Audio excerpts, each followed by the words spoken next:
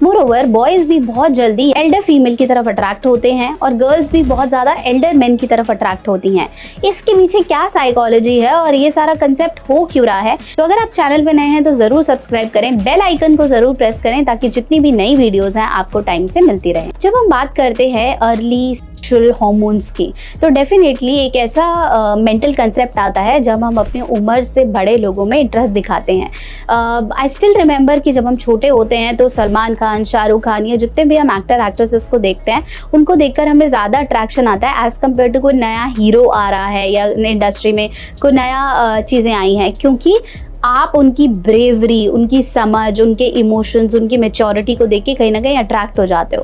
दूसरा, जब हम मनी पैटर्न्स की बात करते हैं या सेटलमेंट की बात करते हैं तो उम्र से बड़े लोग या मेन या वीमेन दोनों ही सेटल्ड होते हैं मनी मैटर्स में, तो कहीं ना कहीं वो हमारी जो छोटी छोटी इच्छाएं हैं या मनी को लेकर हमारा जो अट्रैक्शन है उसे सेटल करते हैं। तीसरा, दे आर वेरी मेच्योर, तो यंगस्टर्स में आप जितना छोटी छोटी हरकतें करते हो, मैच्योरिटी जब हमारे साथ कंपैटिबल हो जाती है तो हमें लगता है ये आदमी मेरी केयर करता है, ये औरत मुझे समझती है, तो कहीं ना कहीं आपकी बॉन्डिंग मैच्योरिटी के साथ हो जाती है। इमोशनल मैच्योरिटी लगा लीजिए, पर्सनल मैच्योरिटी लगा लीजिए, फाइनेंशियल मैच्योरिटी लगा लीजिए, तो हम हर तरीके से उनके साथ अट्रैक्ट हो जाते हैं। चौथा जो बहुत इंपॉर्टेंट है वो है सेक्सुअल ओपननेस। जब हम किसी बड़े के साथ अट्रैक्ट होते हैं तो वो ओपन होते हैं, वो हमें गाइड करते हैं हाउ टू डू इट, या हमें जब हम उनके साथ करते हैं तो हमें ज़्यादा प्लेजर्स आते हैं, हमें बहुत सारी चीज़ें नई सीखने को मिलती हैं।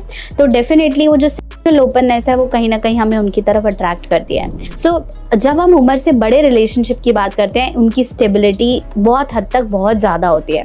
एक पर्टिकुलर एज के बाद अगर मैं बात करूँ कि मैं 40-50s की हूँ और मेरा रिलेशनशिप किसी ऐसे के साथ है जो 18 ईयर्स का है, तो बड़ी उम्र वालों को भी छोटी उम्र के लोगों के साथ रिलेशनशिप बनाने में सेफ्टी मिलती है, क्योंकि वो खुद उम्र के ऐसे पड़ाव पर हैं जब वो मैच्योर हो गए हैं, लाइफ में कुछ अच्छा नहीं है, कुछ अच्छा नहीं चल रहा है, कमा कमा के थक गए हैं। तो ऐसे में जब वो किसी ऐसे से मिलते हैं जो उम्र में बहुत छोटे या नटखट होते हैं तो उनकी बॉन्डिंग ज़्यादा हो जाती है। इसलिए आजकल के एरा में बहुत ज़्यादा एज गैप बढ़ रहा है रिलेशनशिप के अंदर। लेकिन जैसे हम बोलते हैं मैरिजेस भी, हम बोलते हैं 50 का आदमी 18 से शादी कर रहा है, या इस बूढ़े को तो ये लड़की मिल गई है, या why girls are getting attracted towards this, या छोटा आदमी बड़े से कर रहा है। तो ये सब वैसे तो पर्सनल बॉन्डिंग का खेल है, लेकिन ये अट्रैक्शंस इसलिए बढ़ रहे हैं क्योंकि हमारी पर्सनैलिटी डिफरेंसेस में इतने ज़्यादा, जैसे हम बोलते हैं, क्लैशेस क्रिएट हो रहे हैं। तो ये बहुत ज़्यादा ज़रूरी है। अब क्वेश्चन आप मेरे से ये पूछेंगे डेफिनेटली कि इतना ज़्यादा डिफरेंसेस में क्या रिलेशनशिप स्टेबल हो पाते हैं? बहुत बार जब हम बड़ी या छोटी उम्र के रिलेशनशिप में बात करते हैं, ये कभी भी मैरिटल रिलेशनशिप्स नहीं होते, या ये तो ये एक्स्ट्रा मैरिटल अफेयर्स होते हैं, या टाइम लिविंग फ्लिंग्स होते हैं, या फिर सिर्फ मनी के लिए या बस लस्ट के लिए या उसके लिए ये रिलेशनशिप चालू हो जाते हैं और ये ख़त्म हो जाते हैं। ये कभी भी मनी या मैरिटल ओरिएंटेड रिलेशनशिप्स नहीं है।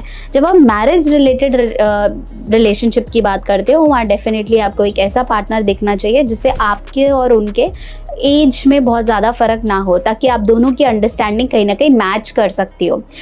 जब हम बात करते हैं ना ऐसे रिलेशनशिप जिनके अंदर पहली शादी टूटी हुई होती है या फर्स्ट में डाइवोर्स हो गया होता है, ऐसे केसेस में एज डिफरेंस वाली शादियाँ हो सकती हैं।